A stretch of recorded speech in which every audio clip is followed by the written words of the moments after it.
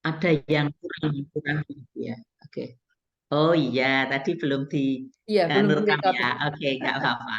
Oke, saya lanjutkan ya. Karena tadi tidak semua atau belum semua ngisi Google Form, nggak apa-apa. Kita lanjutkan. Mari kita lihat hasil, berarti nggak usah ya. Kemudian ini. Nah, sekarang mulai kita masuk ke isinya. Kenapa ya ada orang yang bahagia dan ada orang yang tidak bahagia gitu ya. Ini kan nanti terkait seberapa besar sih kita itu sehat secara psikologis gitu ya. Karena kalau orang bahagia itu kan ya orang yang kemudian sehat secara psikologis gitu ya. Orang yang sehat psikologis ya orang yang bahagia gitu ya. Tetapi kalau kita bertanya-tanya kita itu sehat secara psikologis atau enggak kan rasanya itu urusannya orang-orang yang sudah belajar gitu ya, seperti Mbak Kiki di sini mungkin akan sedikit banyak bisa membahas orang yang secara psikologis dari kuliah kesehatan mental adalah yang seperti apa gitu ya. Tapi kalau orang bahagia dan tidak bahagia itu kan yang kita rasakan. Kita merasa bahagia atau tidak bahagia gitu ya. Nah, kalau kita bahagia dan tidak bahagia itu kan yang dirasakan kakak-kakak di Hong Kong gitu ya. Mungkin ada yang sambil masak, ingat aku bahagia apa enggak ya gitu ya. Oh, aku bahagia. Tapi mungkin ada yang sambil motongi apa tanaman di kebun gitu terus sambil berpikir aku kok hari ini nggak bahagia ya karena tadi malam aku itu kok kepikiran tentang apa gitu ya tentang masalahku atau mungkin juga ada yang aku nggak bahagia karena nanti habis ini aku akan ketemu dengan orang yang aku tidak sukai misalnya. Nah, berarti bahagia atau tidak bahagia itu perasaan dari kakak-kakak di Hong Kong ini gitu ya. Tetapi kalau sehat psikologis atau enggak, ini adalah kata-kata yang dibicarakan oleh orang yang sudah belajar psikologi, misalnya saya atau Kak Kiki gitu ya. Jadinya ini kita hanya akan membedakan istilah bahagia itu yang dirasakan, sedangkan sehat psikologis itu adalah apa yang kita sebutkan dari tokohnya gitu ya. Oke, nah sekarang kita mulai. Kalau kita akan membahas tentang kesehatan psikologis, kita akan membahas itu ada empat ya, empat dari teman-teman bisa mengetahui ini. Empat dari bagian kesehatan psikologis. Yang pertama itu adalah kesehatan dalam berpikir. Kesehatan dalam berpikir itu gini, kita itu kalau diajak ngomong orang itu nyambung nggak sih gitu ya. Kita itu kalau ditanya satu tambah satu itu sama dengan dua tahu nggak sih gitu ya. Ini kan berpikir kita. Kita kalau ditanya alamatmu di mana gitu tahu nggak sih jangan-jangan ditanya alamatmu di mana. Waduh aku nggak tahu nih. Aku ini tinggal di sini alamatnya di mana. Itu kan berarti proses berpikir kita itu nggak sehat gitu ya. Karena ditanya apa-apa kok nggak mudeng gitu ya. Ditanya apa-apa kok nggak paham. Misalnya ditanya, kamu di Hong Kong tinggal di tempat siapa gitu ya, tinggal di rumah siapa, tahu nggak ya gitu ya. Ini proses berpikir kita. Nah, orang di sini disebut orang yang sehat dalam berpikir itu ya yang bisa berpikir normal. Berpikir normal itu gimana toh? Berpikir normal itu ya kalau ditanya ya menjawab apa dari pertanyaannya. Jangan sampai ditanya, satu tambah satu berapa? Oh, nama saya Silvi. Oh, nama saya Ati gitu. Itu kan nggak nyambung antara pertanyaan dan jawaban gitu ya. Ini berpikir normal itu ya ditanya apa, jawabannya ya sesuai dengan pertanyaannya. Perkara jawabannya agak-agak salah ya nggak apa-apa. Contohnya ditanya 15 kali 15 berapa? Waduh, nggak tahu aku harus cari kalkulator dulu. Nggak apa-apa, tapi kan ini nyambung gitu ya. Pertanyaannya tentang 15 kali 15, aku nggak paham, tarik kalkulator. Ini masih normal gitu ya. Tapi kalau kamu tak suruh masak, loh lah kok malah mandi gitu ya. Ini kan nggak cocok gitu. Jadi kalau pola pikir kita itu nggak cocok atau istilah kerennya itu nggak logis atau nggak rasional, itu berarti ada masalah dalam berpikir gitu ya. Nah mungkin dari kakak-kakak apakah sudah mulai dikeluhkan teman-teman. Dia itu kalau ditanya A jawab B, B ditanya B jawab B set gitu ya. Kalau seperti itu berarti sudah mulai ada permasalahan nih kesehatan psikologisnya ada permasalahan gitu ya. Dan kedua adalah kesehatan emosional. Kesehatan emosional itu perasaan kita. Apakah kita itu bisa merasakan sedih.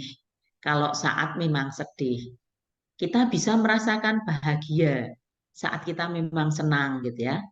Kalau habis gajian kita senang, ye senang gitu. Berarti itu normal karena kita bisa merasakan apa yang kita rasakan.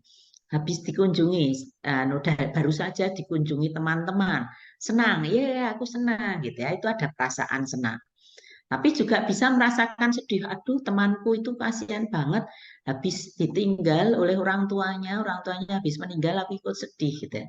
Ini perasaan, berarti perasaannya itu sehat karena bisa merasakan sedih, bisa merasakan senang ya.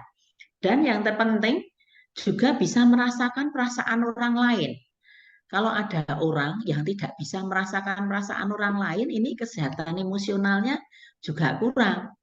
Temannya sedih kita malah tertawa-tawa, oh, kamu itu ngapain ditinggal orang tua kok nangis gitu ya. Ini kan berarti orang itu tidak bisa merasakan perasaan orang lain. Nah, kalau orang yang tidak bisa merasakan perasaan orang lain, ini juga kesehatan emosionalnya menjadi kurang ya.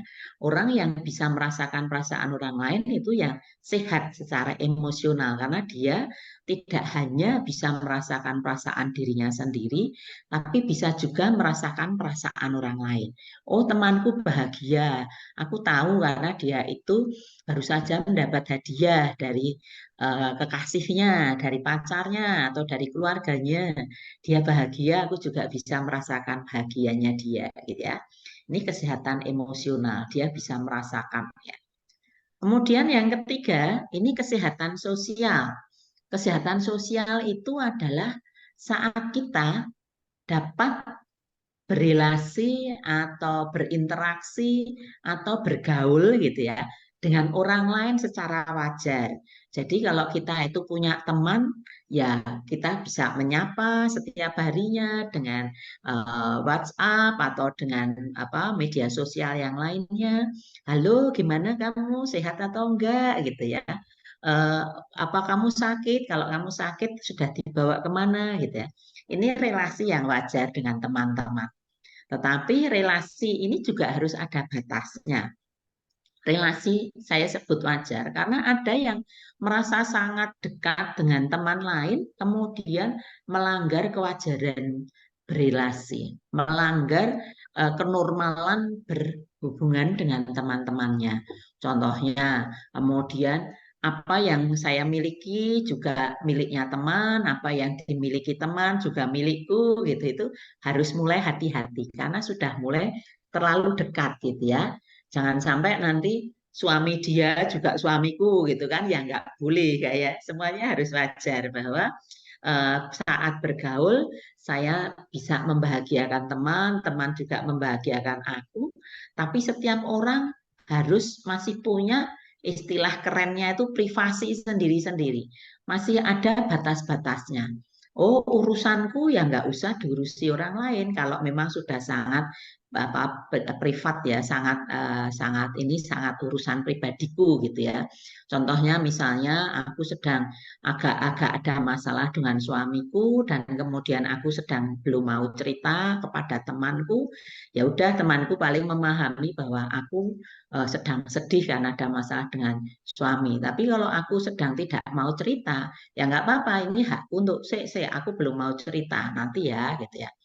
Tapi demikian juga kalau ada temanku sedang sedih karena apa mungkin ada masalah dengan keluarganya, saat temanku belum mau cerita, ya sudah tak tunggu nanti kalau dia mau cerita, aku akan siap mendengarkan.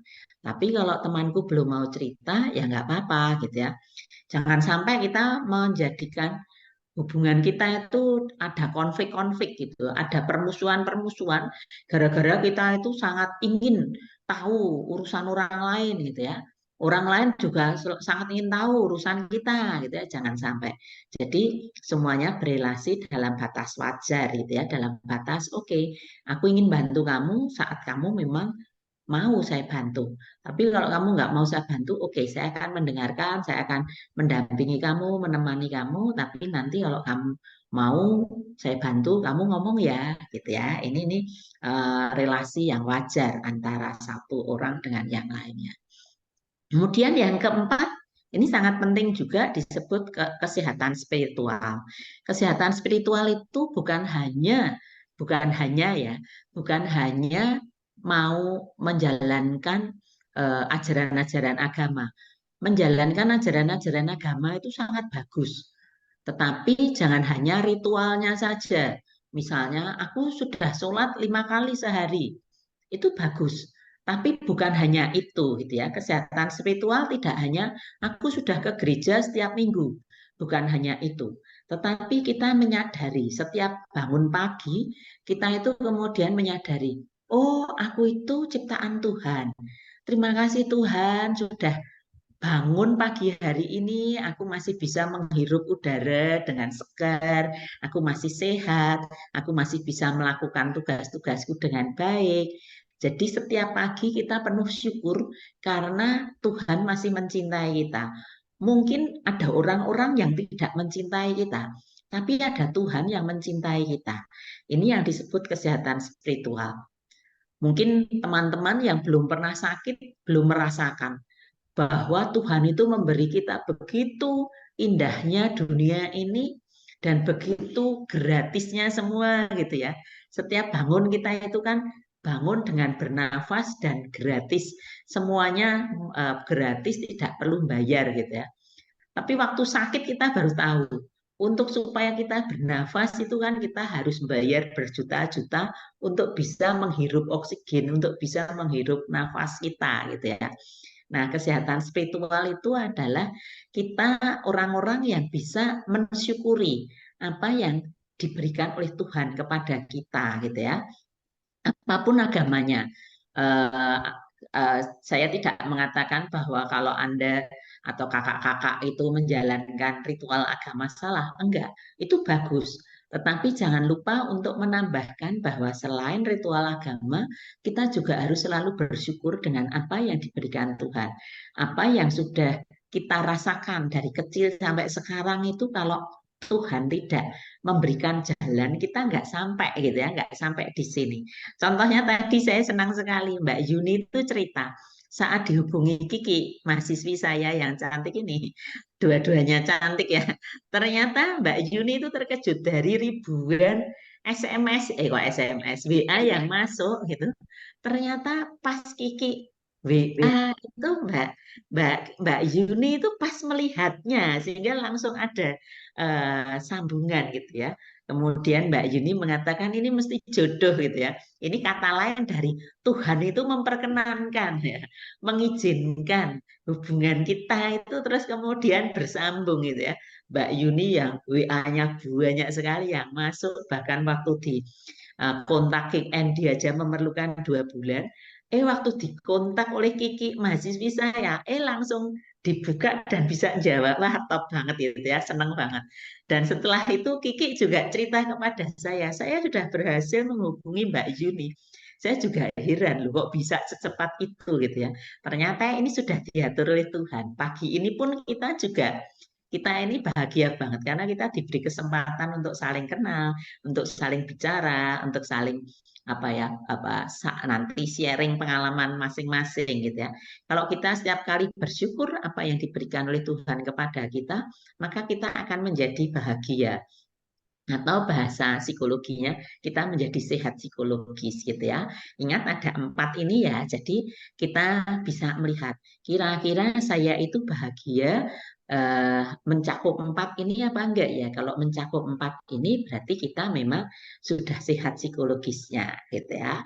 Ini ada 4 hal. Nanti diingat-ingat, nanti kalau lupa minta catatannya dari Mbak Yuni bisa di-sharekan kepada teman-teman gitu ya. Kalau sekarang hanya mendengar, nggak apa-apa, besok dikirim ke teman-teman semua atau kakak-kakak semua.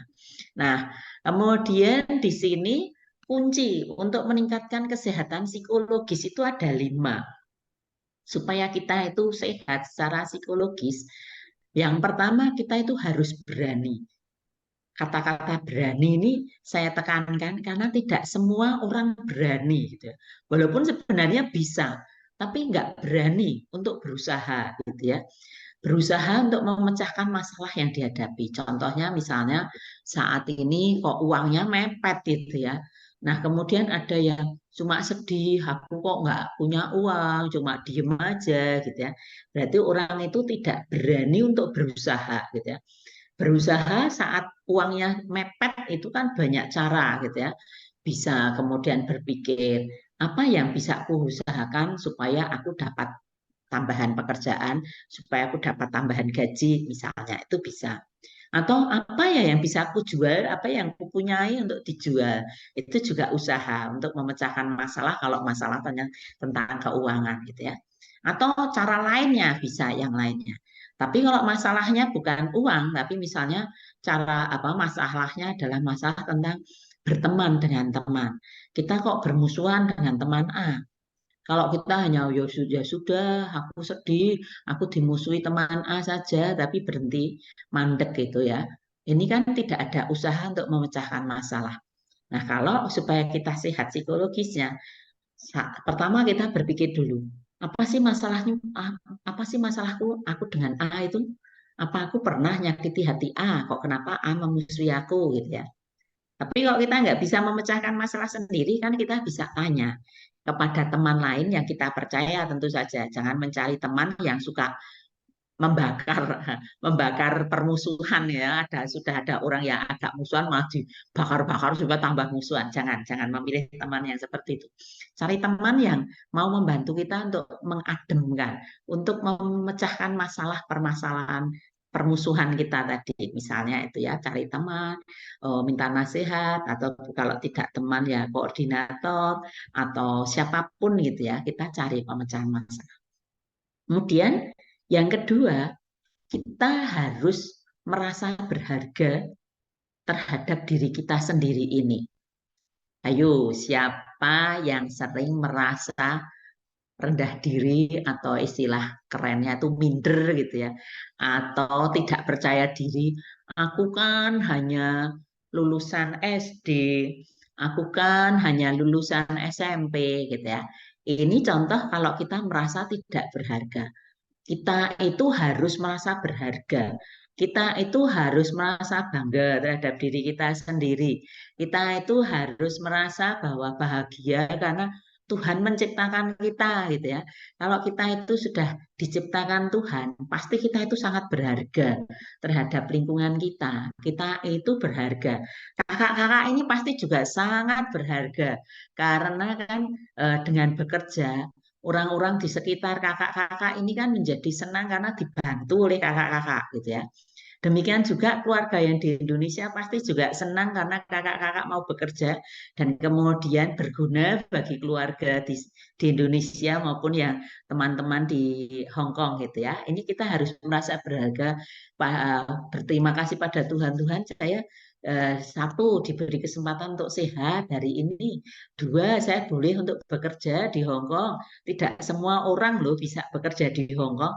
Bu Cici saja enggak, Bu Cici saja enggak kerja di Hong Kong gitu ya. Wah, kayak Mbak Yuni ini sudah bekerja sampai 20 tahun di Hong Kong. Wah, sangat berharga banget itu ya. Setiap orang pasti dihargai oleh Tuhan. Nah, kalau Tuhan aja menghargai kita, kita juga harus menghargai diri sendiri. Walaupun mungkin kemampuan kita nggak sehebat orang lain, nggak apa-apa, tapi pasti kita ini diciptakan Tuhan ada manfaatnya bagi orang lain gitu ya. Ini yang kita harus merasa berharga supaya kita bahagia, supaya kita sehat secara psikologis. Kemudian yang ketiga, tadi bisa mengenali emosi kita. Aku itu sedang sedih atau bingung atau bahagia atau apa ya? Kok aku itu keluar air mataku ya gitu ya. Aku itu apa sedih karena keluar air mata, tapi kok keluar air mata kemarin itu dapat hadiah, tapi kok sekarang malah keluar air mata, ada apa ya gitu ya. Ini kita harus mengenal, saya itu sekarang sedang merasa apa, apakah merasa sedih, merasa gembira, merasa bingung gitu ya. Ini seperti kalau kita ngomong anak kecil gitu ya, merawat anak kecil itu kan sering kita bingung. Ini anak kok tiba-tiba nangis itu ngapain gitu ya. Kita kan bisa tanya, kamu itu nggak nangis itu kenapa? Apakah sedih? Apakah bingung? Apakah apa itu kangen sama seseorang atau apa gitu ya? Sehingga kita harus belajar dari diri kita sendiri perasaan yang sekarang itu yang kita rasakan apa. Tetapi kita juga penting bisa merasakan orang lain, perasaan orang lain. Kalau kita hanya mikir diri sendiri, nggak cukup. Kita harus bisa merasakan. Aku sekarang sedih sih ditinggal temanku, tapi kok temanku itu meninggalkanku bukan hanya karena musuhan sih, karena tapi dia meninggalkanku karena dia itu sekarang sudah punya suami gitu ya. Ya sudah, aku bisa menghargai perasaan dia yang bahagia dengan suaminya. Aku sekarang nggak bisa seakrab dulu dengan dia, nggak apa-apa karena dia sudah punya suami gitu ya. Ini kan kita bisa merasakan perasaan perasaan orang lain dan kita kemudian ikut bersyukur. Oh, temanku sekarang bahagia karena sudah punya suami. Dulu dia belum punya suami, teman akrabku gitu ya. Sekarang dia sudah punya suami, ya aku tetap teman akrab, tetapi nggak bisa kemana-mana berdua lagi seperti dulu gitu ya. Ini bisa mengendalikan emosi diri sendiri dan memahami perasaan orang lain. Kemudian yang keempat ini bangga bahwa diri kita, setiap orang di dunia ini tidak ada yang sama. Maka kita harus bangga karena kita berbeda gitu ya. Sering kan kita itu malu kalau berbeda. Wah, aku rambutku putih nih pada teman-teman yang lain masih rambutnya hitam. Ya bangga saja ya, bersyukur karena untuk sampai rambut putih ini aku nunggu 58 tahun gitu ya. Setelah rambutku sekarang setelah 58 tahun rambutku putih ya bersyukur. Tapi kalau nanti saya ingin ngecat rambut ya nggak apa-apa gitu ya. Kok hidungku pesek? Oh ya nggak apa-apa gitu ya. Karena inilah aku. Aku itu berbeda dengan orang lain. Aku bangga karena aku berbeda dengan orang lain. Bangga itu beda dengan sombong ya.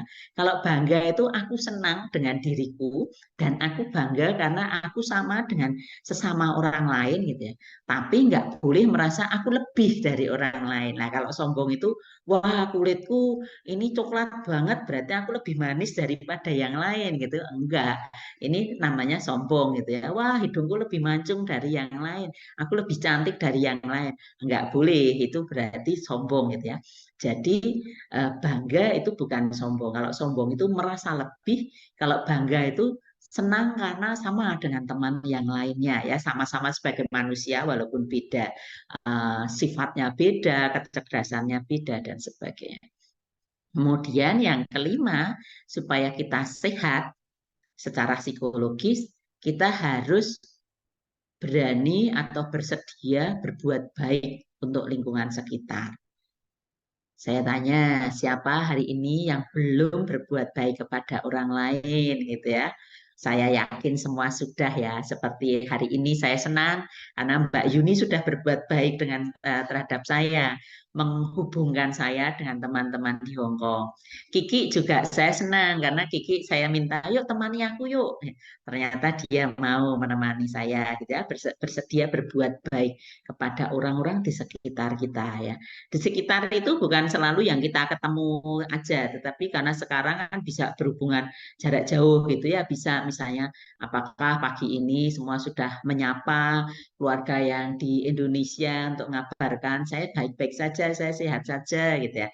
Ini juga berbuat baik supaya orang lain tidak galau, orang lain tidak cemas. Oh, ini sehat apa enggak? Ada kabarnya bagaimana dan sekitarnya gitu ya. Oke, nah ini yang berikutnya adalah seandainya kakak-kakak atau teman-teman di Hong Kong itu mengalami hal-hal berikut ini, maka memang sudah saatnya harus mencari bantuan. Karena apa yang saya akan sebutkan ini berarti kakak-kakak tidak bahagia gitu ya. Yang pertama, kok tidak bisa mengenali emosi gitu, tidak bisa mengendalikan emosi gitu ya. Saya itu kok pengennya marah terus. Sudah 5 hari ini saya itu ngamuk, ngamuk, pengen marah terus dan saya tidak bisa mengendalikan emosi saya. Nah, kalau begitu perlu bertanya kepada teman atau ahlinya. Siapa tahu, saya nggak tahu di Hong Kong apakah sudah dikenal oleh kakak-kakak yang di Hong Kong, misalnya perlu psikolog, datang ke siapa Atau misalnya ke dokter, untuk mudahnya ke dokter dulu, ke tenaga kesehatan. Ke dokter cerita, saya tuh kok marah terus, pengen marah terus ini 5 hari ini pengennya melukai orang lain. Nah, kalau seperti itu datanglah ke tenaga kesehatan untuk bertanya, saya ini ngalami apa ya dok, ini kok saya pengen marah terus gitu ya. Kemudian yang kedua, mungkin tidak marah terus, tetapi berubah emosinya itu mendadak berubah-ubah. Sekarang senang, wah ketawa-ketawa. Terus dalam berapa menit kemudian sedih, nangis-nangis itu. Ini gimana sih perasaanku kok berubah sangat cepat gitu ya. Kadang-kadang tertawa saya itu sedang senang banget, tapi tiba-tiba sedih banget. Tiba-tiba saya tuh pengen ngamuk, tapi tiba-tiba saya merasa bersalah banget. Nah, kalau berubah sangat cepat seperti ini, juga harus segera cari bantuan tenaga kesehatan gitu ya. Tadi kalau nomor satu itu kalau pengen ngamuk terus atau pengen nangis terus berhari-hari, pengen nangis terus, ya perlu tenaga kesehatan juga gitu ya. Juga kebalikannya, kalau berubah-ubah, ini sedih, gembira kok berubah-ubah terus. Nah, kalau gitu juga harus ke dokter. Ini kok begitu cepatnya berubah-ubah. Tapi kalau misalnya hari ini sedih, besok ternyata masalahnya sudah selesai dan saya bahagia, ya nggak apa-apa karena kan sudah ganti hari gitu ya. Ada waktu yang agak jauh, agak apa panjang itu nggak apa-apa. Tapi kalau dalam 1 menit ketawa, dalam 1 menit sedih, itu mulai bahaya ini ya, perlu tenaga kesehatan. Kemudian yang ketiga, ada yang merasa selalu takut gitu ya, mau keluar rumah takut, padahal nggak tahu apa sih yang ditakutkan gitu. Kemudian selalu merasa bersalah. Aku itu salah banget kok.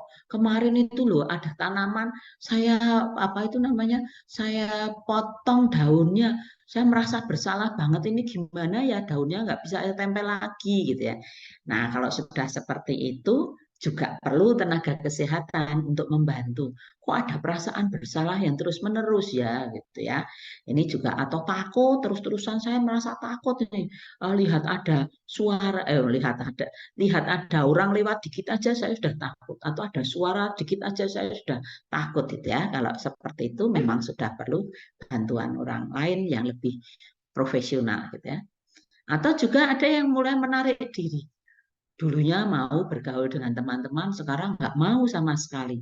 Maunya di rumah sendiri aja, nggak mau ditengok, nggak mau diajak keluar. Nah ini juga hati-hati gitu ya. Kemudian ada istilah halusinasi. Kalau kakak-kakak di Hong Kong sudah mulai merasa sering melihat sesuatu padahal orang-orang tidak melihat.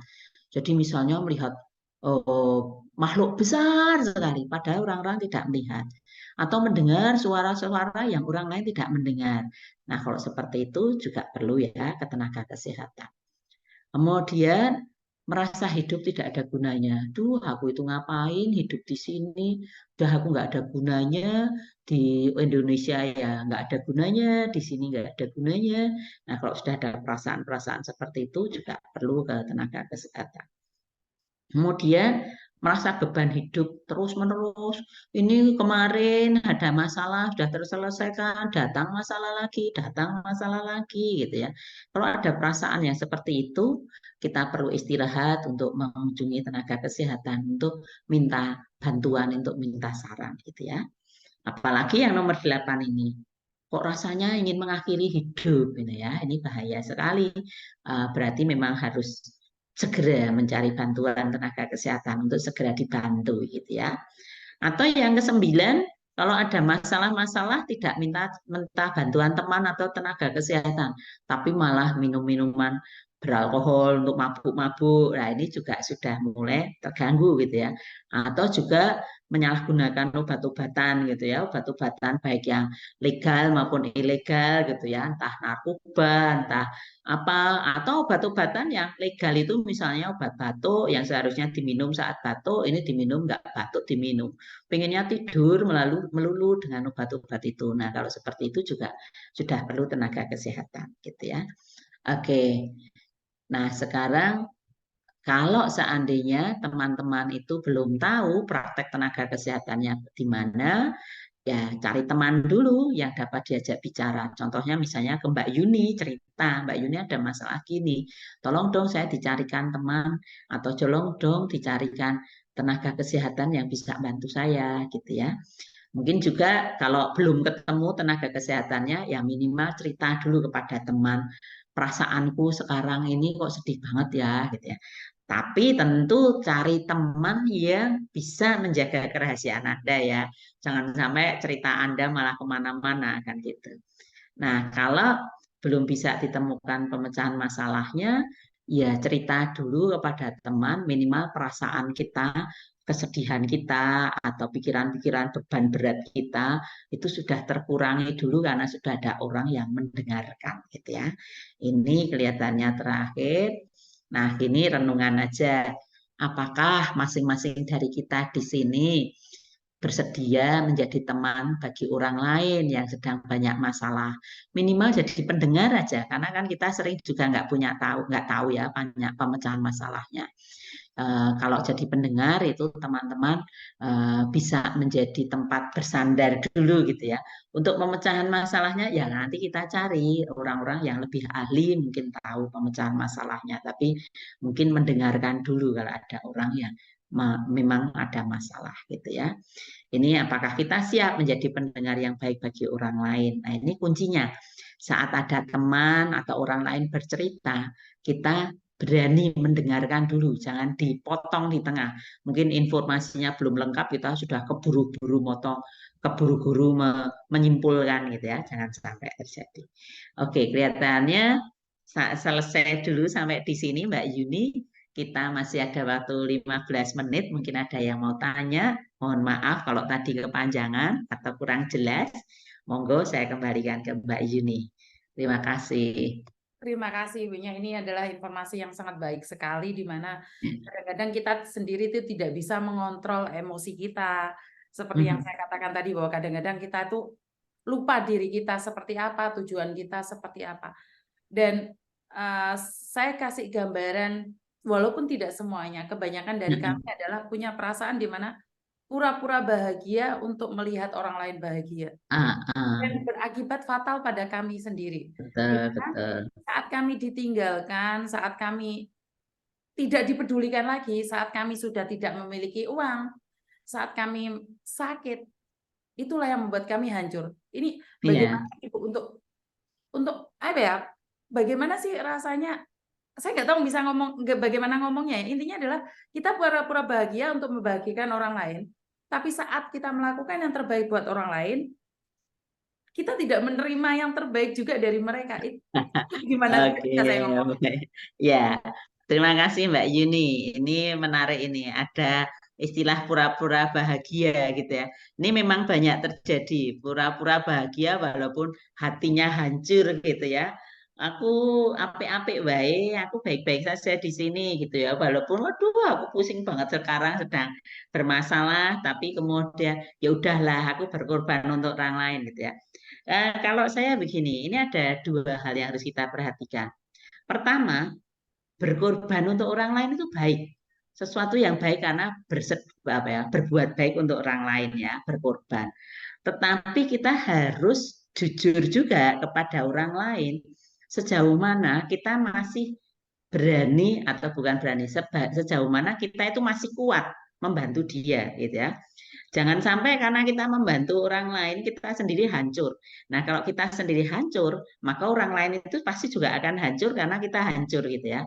Nah, ini seperti semboyan kita waktu kakak-kakak termasuk Mbak Yuni atau semuanya kalau pas naik pesawat gitu ya, karena saya tahu pasti kalau ke Hongkong juga naik pesawat terbang gitu ya. Kalau saya malah justru kalau naik kapal mah belum pernah ya, mungkin di kapal juga ada.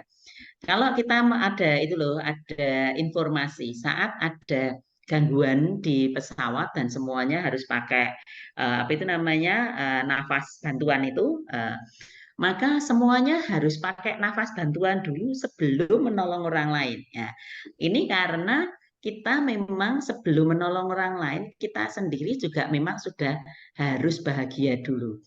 Dalam arti kita nggak harus sempurna dulu baru menolong orang lain. Nah, caranya bagaimana tadi hidup seimbang dengan berhubungan dengan orang lain tadi. kita membantu orang lain, contohnya misalnya ini yang mudah dilihat aja.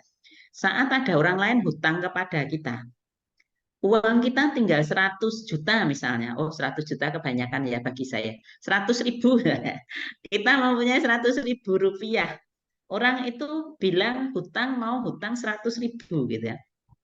Maka kita berhak mengatakan, uangku itu hanya 100.000. Kalau kamu hutang 100.000, aku nanti nggak punya uang, jadi aku nggak bisa makan. Bagaimana kalau aku pinjami kamu 50.000? Tetapi nanti kamu kembalikan ya 2 hari lagi atau 3 hari lagi, karena setelah 2 hari atau 3 hari lagi nanti uangku juga habis yang 50.000 lagi tadi gitu ya. Sehingga kalau kamu bisa 2-3 hari lagi mengembalikan, ya sekarang yang 50.000 ini akan kupinjami gitu ya. Jadi kita antara menolong orang lain dengan menolong diri sendiri juga harus imbang. Bukan berarti egois, tetapi kita juga harus menghargai diri kita sendiri bahwa kita itu juga harus hidup. Kita itu juga harus berhak bahagia, bukan hanya pura-pura bahagia. Itu satu.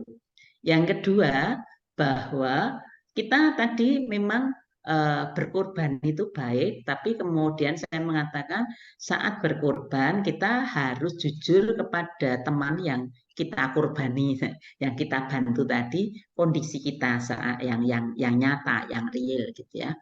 Terus yang kedua, yang ini biasanya kita di agama-agama kita itu mengajari kita untuk ikhlas. Untuk ikhlas saat kita berbuat baik, kemudian kita memang tadi seperti meminjamkan uang 50.000, kita kan berharap orang itu akan mengembalikan 2-3 hari lagi. Itu boleh kita berharap dan mengatakan kepada orang itu. Tetapi kalau ternyata orang itu ternyata 2-3 hari nggak bisa mengembalikan, kita harus berpikirnya kita ikhlaskan aja atau kita kejar terus gitu ya. Kalau kita ikhlaskan saja kita akan menjadi lebih ringan, ya sudah. Oh, berarti orang itu sudah nggak dipercaya, nggak bisa dipercaya lagi. Besok kalau dia pinjam lagi kita nggak akan pinjemi karena dia nggak mengembalikan gitu ya. Itu kemudian kita ikhlaskan. Ya sudahlah, ikhlaskan 50.000-nya untuk dia dan dia bahagia, ya syukur aku ikut bahagia. Itu yang kita ilmu ikhlas. Tapi yang kedua, selain ilmu ikhlas, kita bisa belajar dari pengalaman itu. Dia itu nggak bisa mengembalikan 50.000, itu kenapa ya? Apakah memang dia masih bermasalah sehingga perlu ku bantu lagi gitu ya, ku bantu lagi dengan cara lain, karena kalau dengan uangku juga udah habis, mungkin dia dibantu dicarikan pekerjaan yang bisa menggaji dia menjadi lebih baik misalnya seperti itu. Atau cara lain misalnya kita carikan, saya nggak tahu di teman-teman di Hong Kong apakah ada persatuan yang kemudian di sana ada simpan pinjam misalnya, apakah ada juga seperti itu. Nah, jadi ada 2 hal yang saya tekankan. Yang pertama memang pura-pura bahagia itu untuk sekali 2 kali baik untuk teman yang teman yang sedang berbahagia supaya tidak terganggu dengan kesedihan kita boleh. Tetapi yang kedua, kita juga harus jujur kepada orang yang kita korbani, kita beri pengorbanan kita gitu ya.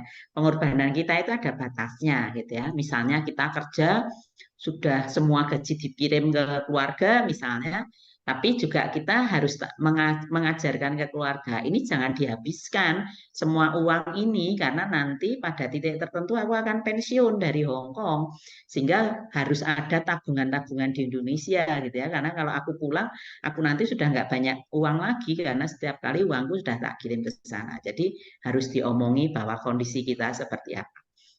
Yang ketiga, kita memang kalau ada harapan kita terhadap orang yang kita tolong, tapi ternyata tidak sesuai, ya kita ikhlaskan. Supaya kita sendiri nggak terbebani dengan pikiran orang itu sudah masih punya utang, nggak buat dibayar-bayar. Kalau seperti itu kan terus beban kita banyak gitu ya. Ya ikhlas aja gitu ya. Yang terakhir ya kalau memang masih bisa ditolong lagi orang itu memang kita masih punya kekuatan untuk menolong lagi, ya nggak apa-apa ditolong lagi. Jadi tidak pura-pura bahagia lagi, kita memang bahagia tapi menolong orang dengan kekuatan kita. Gitu Mbak Yuni. Oke, dan satu hal lagi. Nah, menurut Ya, menurut Ibu bagaimana? Kita itu kan orang Indonesia nggak kepenaan, Bu. nggak betul. enakan. Kita mau Ya, ngomong tuh betul. nggak tega. Nih contohnya ada beberapa orang, dia sendiri uang udah nggak ada. Dia tidak Mm-mm. memiliki apapun, tapi temannya selalu sambat dan sambat pinjam uang, akhirnya dia mengorbankan dirinya sendiri, seperti paspor digadaikan.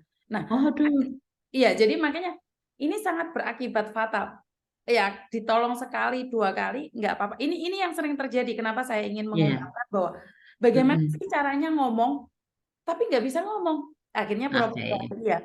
Tapi ini masalahnya sudah nggak ada sama sekali. Tinggal titik darah terakhir, yaitu Uh-uh. paspor. Dan paspor diberikan pada orang lain, akhirnya dia dipecat dari majikan. Iya. Sekarang tentang Nah, bagaimana sih merubah sikap kita yang dimana nggak enakan, Bu? Aduh, kalau Mm-mm. ngomong Mm-mm. ibu Iya. bojoku nesu nggak ya? Duh, Uh-uh. iki marah nggak ya? Jadi lebih Iya. kemikirin orang lain, Iya. bagaimana merubah mindset seperti itu, Ibu. Iya, betul. Ini mindsetnya memang harus dimulai dari eh, ada dua hal. Pertama, kita harus tadi menghargai diri sendiri dulu. Menghargai diri sendiri itu bukan berarti sombong, bukan berarti egois. Ya, Oke. kita ini kan diberi apa hak oleh Tuhan untuk hidup, ya dipelihara. Siapa sih yang pertama kali bertanggung jawab terhadap kehidupan kita itu? Ya diri kita sendiri, itu dulu. Maksudnya itu yang harus kita tahap pertama yang harus kita pikir. Jangan Oke. sampai kita nolong orang lain, tapi kita sendiri nanti minta tolong orang lain. Nah, orang lain lagi yang minta tolong, kita minta tolong ini kan jadi rentetan panjang orang jadi Betul, betul, betul. bermasalah semua kan gitu ya. Mhm. Nah, rantai permasalahan ini harus kita mulai, kita putus dari diri kita sendiri. Aku harus mandiri, aku harus sehat psikologisku, aku tidak boleh mengorbankan diriku sampai hancur, karena kalau aku hancur, orang yang ku tolong ini juga pasti hancur. Nah, daripada aku nanti malah hancur Sebentar, Ibu. membuat Sebentar, orang lain sebentar. Saya repot. potong nih sedikit. Ya, ya, Ini fenomena yang ada. Yang ditolong itu bukan hancur, Bu. Malah mereka bisa buat rumah, mereka bisa ini fenomenanya. Jadi saya ya, hanya ya, ya, ya. ini Tahu-tahu. kenapa saya ingin menanyakan, apakah orang yang selalu pinjam ini termasuk ada sakit psikologi atau memang sayanya yang bermasalah? Karena sekali lagi dia tidak hancur, Bu, yang hancur saya. Ya, ya. Ini yang Ada. sering terjadi. Itu Ya. apa yang Ya, ya. nggak bisa ngomong. Sebelum menyarankan apa yang harus dilakukan, kita kaji dulu. Betul, Mbak Yuni. Kalau tadi Mbak Yuni mengatakan, ini apakah sakit secara psikologis? Sakit ya, sakit dalam arti dalam bidang psikologi ya. Maksudnya ini yang sering disebut apa itu namanya? Orangnya itu altruis. Altruis itu dalam posisi positif bagus karena menolong orang lain. Tapi kalau sudah mulai dia mengorbankan diri sampai sehancur-hancurnya, orang lain malah bahagia dan melupakan kita gitu itu. Orang ini menurut saya sakit karena dia tidak menghargai dirinya sendiri. Jadi kalau Tuhan bertanya, "Loh, kamu kok hancur gini itu gimana toh? Wong tak beri hak untuk kamu itu ya memelihara dirimu sendiri. Kamu kok melupakan kehidupanmu sendiri." Itu sama permasalahannya dengan dia menghancurkan orang lain gitu ya, karena dia kan menghancurkan dirinya sendiri.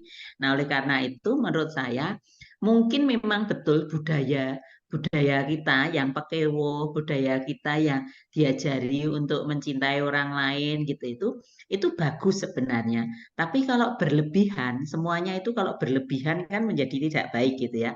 Berlebihan terlalu mencintai orang lain tapi kita sendiri hancur itu kan menjadi tidak baik gitu ya, tidak sehat istilahnya.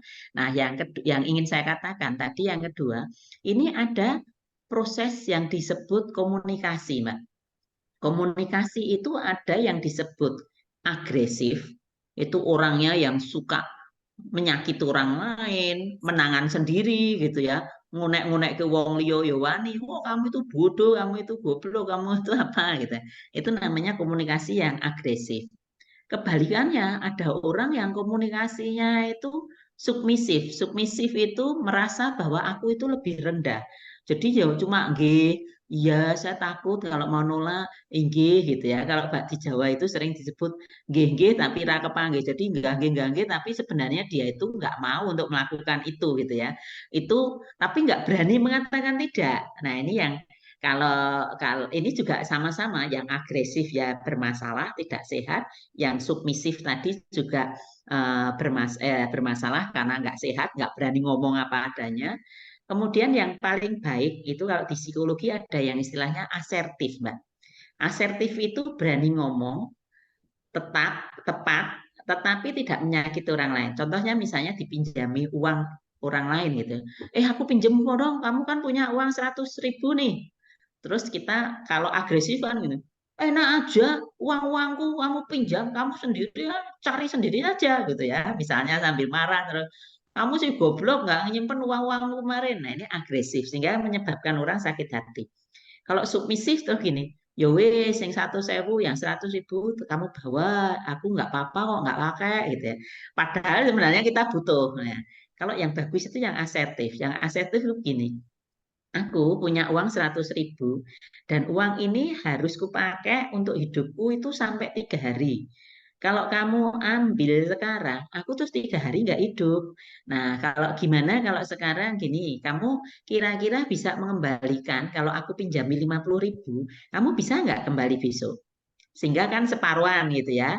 Sehingga aku pakainya sampai besok itu 50, kamu pakai 50, tapi besok kamu harus kembalikan. Sehingga 2 hari ke depan aku masih bisa hidup gitu ya. Jadi ini yang asertif itu kita ngomong apa yang kita miliki, kemudian kita utarakan tanpa harus marah atau gimana ya, ya netral saja supaya orang itu tahu. Walaupun mungkin kita asertif, terus teman kita yang pinjem ganti agresif, marah-marah. Ya nggak apa-apa, itu urusan dia. Tapi kita minimal udah memberitahu, ini loh kemampuanku, aku nolong itu segini. Mbak Yuni, menarik sekali. Tapi sudah 1 jam, apakah ini akan diteruskan? Kalau memang mau diteruskan, lain kali kita membahas tentang komunikasi tadi itu baik sekali gitu ya, atau yang lainnya gitu ya. Oke, Bu Cici, karena seperti janji saya, karena 1 jam saja, saya Mm-mm. sudah menyita Ibu Cici dan Mbak Kiki. Mungkin ada pesan-pesan terakhir ini, Bu, karena sebenarnya Mm-mm. pertanyaan banyak nih. Mungkin kita akan lakukan rutin jika Ibu ada kesempatan di mana Mm-mm. Ya. berbagi ilmu sampai merinding saya, di mana teman-teman mengatakan bahwa ada beberapa teman-teman yang mengalaminya dan mereka bilang Mm-mm. tiba-tiba nangis, tiba-tiba uh, Mm-mm. senyum sendiri, dan bahkan mereka bilang Mm-mm. ada pura-pura bahagia, bahkan Mm-mm. mereka sampai seperti yang saya ceritakan di salah satu negara di mana dia mengakhiri hidup demi mencari Ya. lagi lain. Itu problematika itu banyak Iya, sekali, seperti yang Ibu betul, betul, katakan. betul. Ya. Yang dipinjemin itu sampai ngemis-ngemis minta uangnya kembali, yang dipinjemin agresif malah Oh, oh. malah telepon polisi. Dibulia-liane gitu ya. Betul. Malah sampai teleponan polisi, sampai cakar-cakaran. Ini terjadi, Ibu. Iya, Ya iya, Allah. iya, Jadi iya. Oke. mungkin saya harus banyak belajar dan juga teman-teman harus banyak Iya. belajar, tapi karena terbenturnya waktu, mungkin Ibu ada Heeh. beberapa orang yang di mana bisa dihubungi oleh teman-teman pekerja migran, sekedar Heeh. bahkan mungkin ke depannya ya Ya, Ibu ya, karena ini ya, baru iya. pertama ya Heeh. Mbak Kiki ya. Mm-mm, Mungkin mm-mm, di ya. depannya ada di mana mungkin salah satu atau beberapa mahasiswa Ibu yang menerima curhatan pekerja migran, biar biar tahu gitu Bu, biar tahu bahwa kami di sini itu menderita dan kami tidak sanggup menceritakan pada keluarga kami. Ya, Nah, betul. kalau telepon Juni masuk di konten, nah ini ada cara lain nih, solusi lain. Mungkin Ya. dari kampusnya Ibu menyediakan curhatan buat para pekerja migran, di mana Heeh. bisa dikasih solusi. Ini pertama. Dan kedua adalah bukan hanya Hong Kong, Ibu. Jadi ini yang dari Syria, dari Lebanon, Uh, dari Amerika, dari Belanda, iya. dan bukan cuma pekerja migran, Ibu. Jadi mereka Ya. menangis dari, mungkin itu bisa dikondisikan ke depan. Jadi di mana curhatan-curhatan yang tidak ingin diketahui oleh publik. Kalau saya Iya, betul. memberikan di publik itu apa yang terjadi hari ini menjadi Iya, cerita teman-teman agar yang jangan umum ya. mengalami. Mm-mm. Betul. Jadi mungkin ada curhatan yang sangat pribadi yang Ya, tidak betul. boleh dipublikasikan. Mungkin Mm-mm, Ibu akan mm-mm. menyediakan sebuah tempat untuk teman-teman ya, khusus Ya. para pekerja Oke. migran yang ada di Ini, luar negeri. Jadi mungkin ya. pesan terakhir Ibu buat teman-teman saya yang ada di luar Ya. negeri ini. Oke, pertama terkait dengan tawaran Mbak Yuni tadi, saya senang secara isinya saya bersedia untuk membantu, tetapi untuk media sosialnya karena saya itu orang usia lanjut yang tidak terlalu tahu modern, nanti Kiki yang bantu ya Ki ya. Carikan cara ya. Tuh, ini mahasiswi saya cantik banget ini akan bantu gitu ya. Dan Bu, saya Kemudian potong ya Bu ya. Ini semua ya. mengatakan bahwa senang sekali mendengarkan dari Ibu, serasa 1 jam itu nggak cukup, 2 jam, 3 jam. Karena mereka mungkin pertama kali merasakan damai ya Bu ya. Ya, Karena betul. seorang dosen dari salah satu universitas mau turun ke bawah hanya untuk melihat kami. Ini kami benar-benar terharu. Ini semua mereka yang ngomong ya, bukan saya yang ngomong. Ya, Jadi ya, di oke. komen mereka mengatakan hari Sabtu yang sangat indah sekali di mana ada orang Oke. tangan. Mungkin pesan Iya. tak potong lagi, Ya, sorry. pesan. Oke, oke. Pesan saya adalah satu, kakak-kakak ini yang bekerja, khususnya yang bekerja migran ya, pekerja migran ini kan sudah banyak lelahnya untuk bekerja untuk orang lain. Maka luangkan waktu seperti hari ini untuk istilahnya itu kalau kendaraan itu di repair, direparasi gitu ya. Untuk mencintai diri sendiri itu perlu. Mencintai diri sendiri itu bukan berarti egois, tetapi untuk kembali kalau bahasa agama itu kembali ke fitrahnya, kembali aku itu mau kemana, aku itu sehat apa enggak gitu ya. Sehingga kita kemudian tahu langkah berikutnya saya harus berbuat apa. Jadi jangan lupa untuk mencintai diri sendiri. Satu, tahap pertama itu. Sudah setelah kita menyadari kita itu mencintai diri sendiri, sadarilah kita itu dicintai oleh Tuhan. Itu yang pertama, yang kedua, bahwa saya itu dicintai Tuhan, maka setelah saya dicintai Tuhan, maka cinta saya juga saya berikan kepada teman-teman, kepada orang lain. Tetapi untuk mencintai orang lain, saya harus mencintai diri sendiri dulu dan harus menyadari kita itu dicintai Tuhan. Kemudian kalau ada masalah dengan teman yang tidak terpecahkan, selain dibantu teman lain, juga pergilah ke Tuhan untuk bertanya, saya itu ada masalah gini Tuhan, gitu ya. Ini supaya ada tiga segitiga tadi, saya pribadi, teman, dan Tuhan itu harus jadi satu kesatuan. Itu dulu. Untuk ketemu lagi lain waktu masih banyak yang bisa kita bicarakan. Gitu ya Mbak Yuni ya. Terima kasih Ibu, dan terima kasih Kiki, Mbak Kiki, terima kasih, sukses selalu dan semoga Tuhan memberkati dan kita selalu bahagia. Terima kasih, Bapak. Oke, terima kasih. Oke, teman-teman, jadi sebentar, Miss Yuni gaptek, walaupun siapa? Bu Cici juga gaptek nih, bagaimana stop Ini, video? oh saya akan live. Nah, sebelum live, ya udah dadah dulu. Oke, live Dadah ya. dulu, terima kasih, Ya, terima oke. kasih. Oke, Mbak Kiki, Iya, saya terima izin kasih. live juga ya Bu Yuni. Terima kasih waktunya. Terima kasih, terima kasih. Oke, maklum Miss Yuni gaptek ya, jadi nggak ngerti bagaimana mengeluarkan mereka. Jadi terima kasih sekali teman-teman. Ya, nggak apa-apa walaupun pendengarnya tidak banyak, setidaknya kita sama-sama belajar dari sinilah kita mendapatkan ilmu, walaupun tidak sempurna. Jadi saya merasa sangat berterima kasih sekali pada Universitas Semarang, khususnya Bu Cici dan Mbak Kiki yang di mana mereka rela menyumbangkan waktunya 1 jam untuk memberikan informasi yang di mana bagi saya pribadi itu sangat penting sekali, dan saya meminta untuk memberikan apa ya, konsultasi. Jadi kan ini nih curhatan nih, kan saya selalu katakan bahwa curhatan ini tidak semena-mena curhatan dan membuka aib. Jadi curhatan ini saya ingin membawa untuk lebih baik lagi. Bagaimana cara untuk membawa lebih baik lagi? Ya kita harus punya relasi yang lebih baik lagi. Jadi bukan cuma sekedar curhatan di mana